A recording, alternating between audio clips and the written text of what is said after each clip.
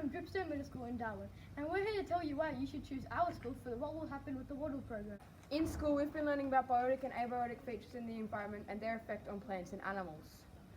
So many things are different in space than on Earth, like gravity, radiation and food. That is why it will be really interesting how these wattle seeds react to being back on Earth. At Dripstone, we already have a group of dedicated students who love gardening and growing plants.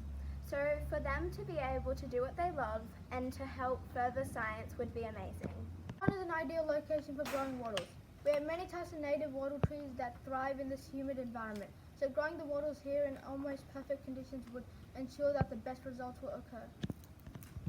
This means that not only would the space wattle grow in its adapted environment, but we can measure its growth next to a regular wattle in its adapted environment. At Dripstone, we always try to learn and do new things, so participating in this program would be right up our street and allow us to continue learning in a way that will help everyone.